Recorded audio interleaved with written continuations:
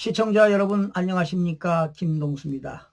미국의 트럼프 대통령이요, 미국의 선거는 조작이 되었다. 그래서 미국의 우편 투표를 없애겠다고 주장하고 나섰습니다. 자, 그러면서 미국의 우편 투표는 한국의 사전 투표에 논란에도 크나큰 영향을 미친다고 발언해서 화제가 되고 있는데요. 그 내용 전해드리겠습니다.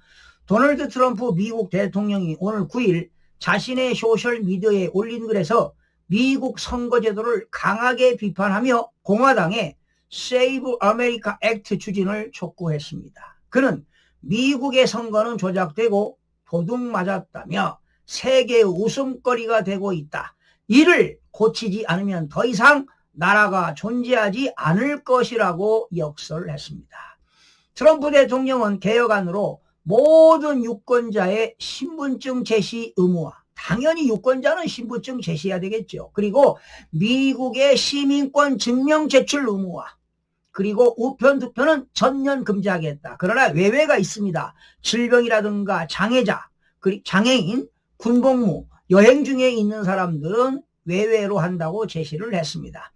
트럼프 대통령이 말하는 세이브 액트라는 법은 불법 체류자가 불법적으로 미국 선거에 투표하는 것을 방지하기 위해 투표할 때 신분증과 시민권 증명서를 꼭 제시하라는 법안으로 이해하면 쉽습니다. 또한 부정선거의 온상인 우편투표는 특별한 경우에만 허용하자는 것입니다. 여러분, 이래야 공정한 투표가 되지 않겠습니까? 즉 우편투표는 폐지하되 몸이 아프거나 불구인 경우, 군대에 있을 경우 또는 여행할 경우에만 특별히 허용하겠다는 것입니다.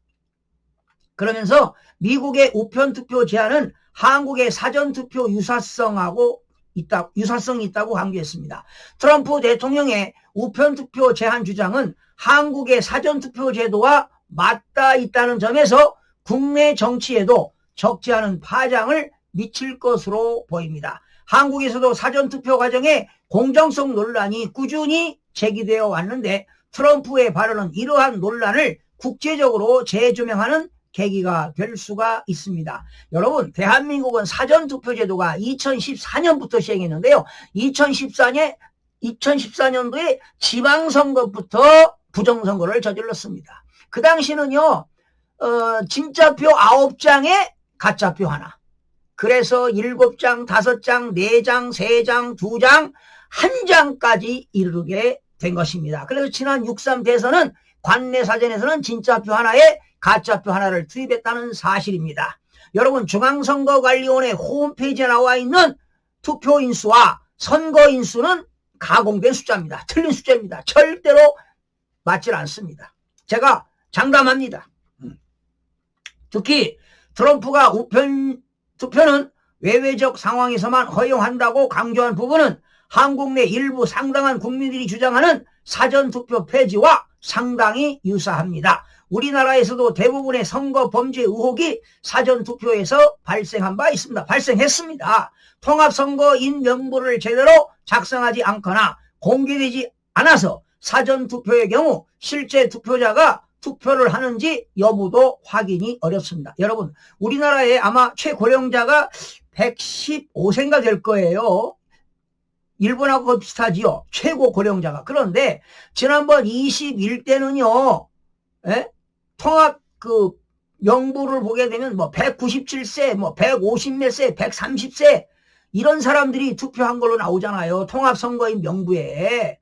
말이 됩니까? 죽은 지 50년, 40년이 지났는데도 말이야, 그 사람이 선거한 걸로 나오잖아요. 이거 기가 막힌 일입니다, 여러분. 자, 따라서 트럼프의 이번 제안은 국내 선거제도 변화에도 영향을 줄 가능성이 큽니다.